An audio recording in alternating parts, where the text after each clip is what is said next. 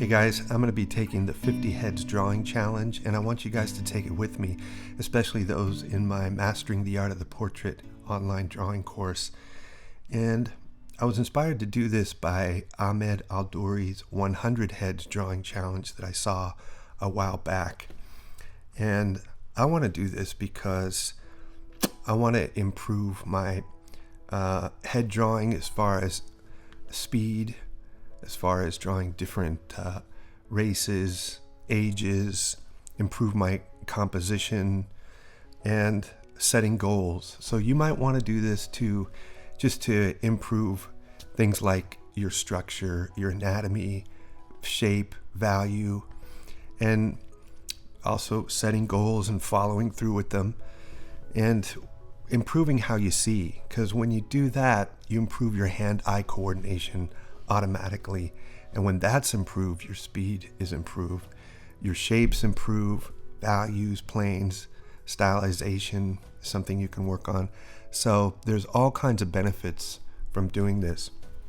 So we'll be drawing 50 heads in 10 days, so that's 5 heads per day. I thought 100 heads challenge is maybe a little bit too much, too ambitious. That's 10 heads per day for 10 days.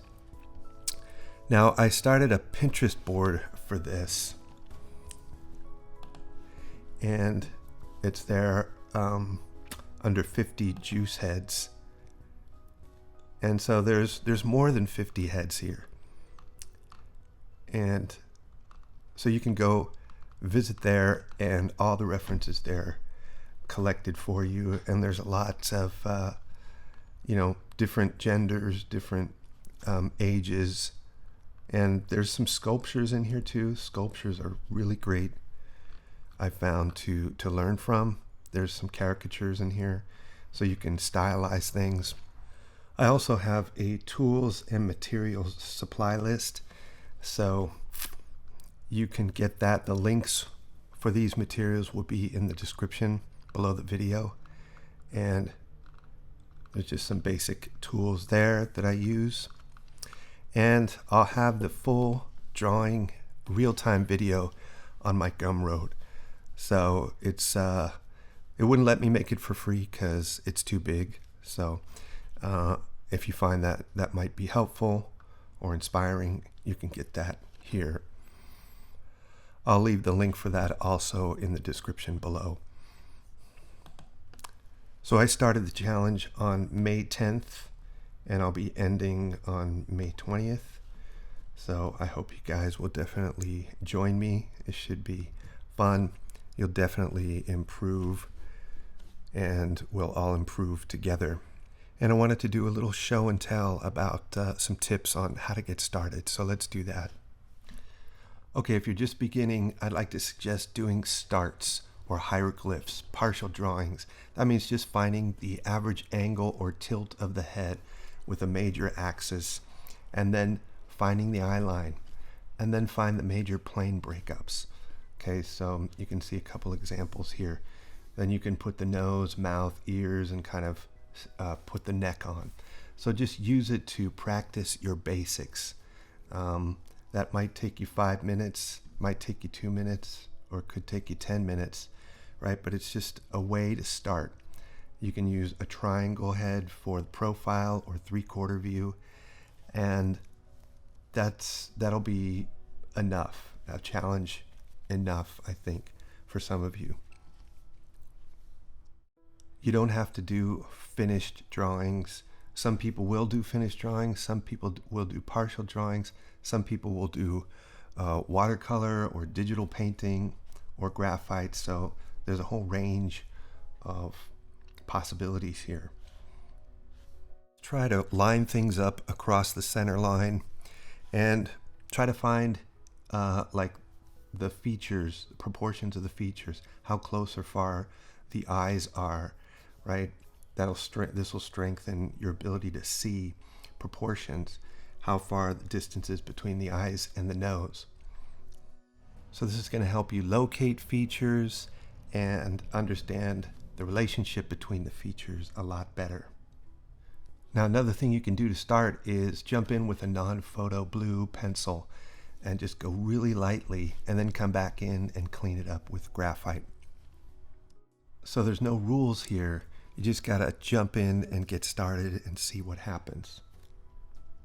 You might feel anxious before you begin, but just try to connect with the enjoyable meditative process of drawing and the wonder of it.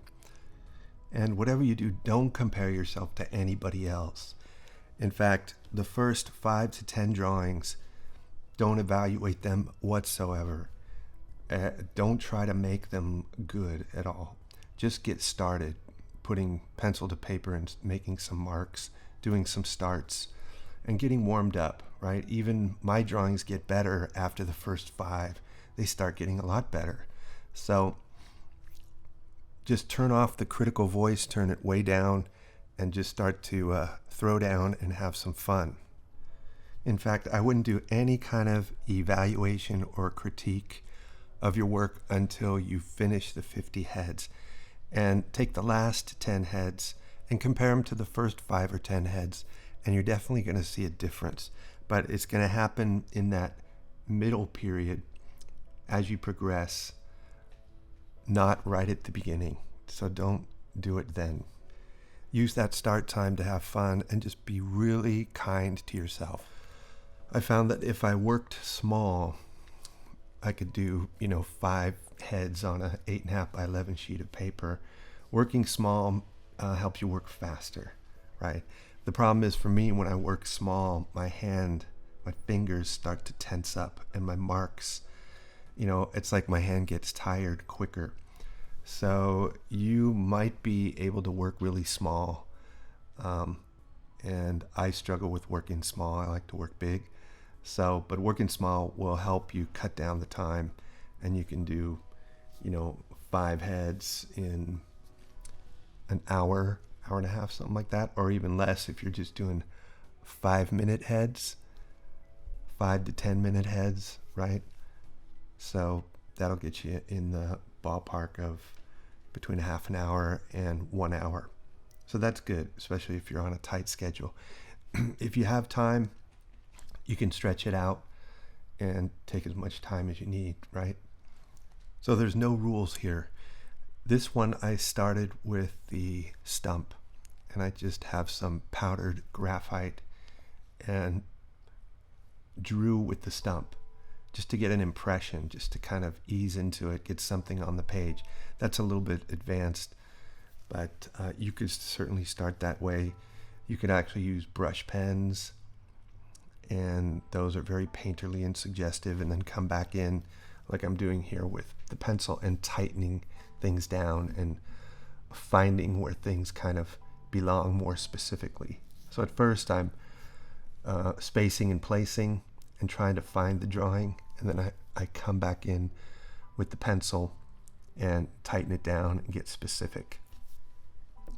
Oh yeah, I forgot to mention, if you're doing a video or posting your drawings, use hashtag 50juiceheads, and that way I can find your drawings, and it'll be kind of the community experience, and we can share all of our awesome progress together.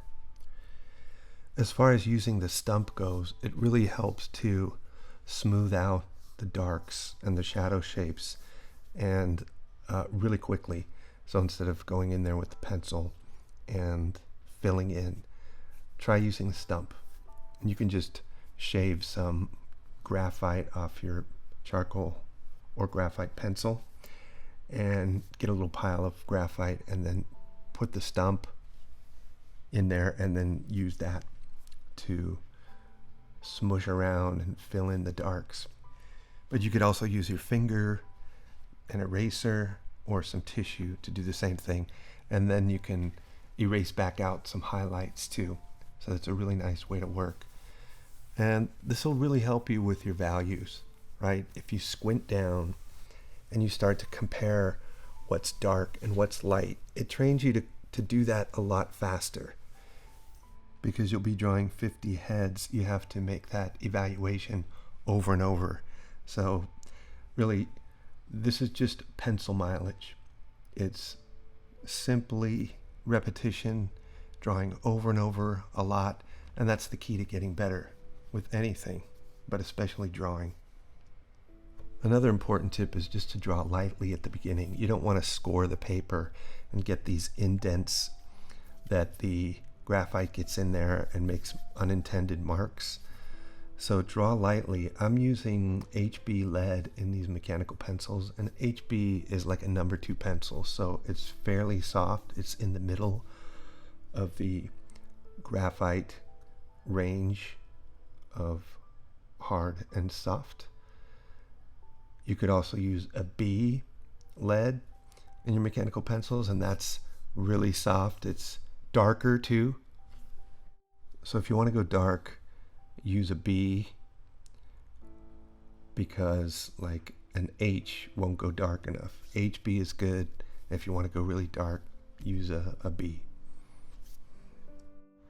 So I want you to consider composition when you're doing these, and shape things off. By that I mean you can put a frame around it, right? Just put a frame around the head, and that focuses attention. It kind of tells the viewer where the drawing starts, where it stops, you know, where you want people to look. And that helps you practice composition, shape design. So when you shape things off, you're considering where the head ends, where the neck ends, so that the whole statement, even though it might be a partial or unfinished drawing, it looks complete, right? Another thing you can do is put a hard line around it, like a bold, almost cartoon line. And that also focuses the eye, and it gives it a stylized look. All right, so that's about it. I'm really excited about this challenge. Let's get to work. See you there. Bye.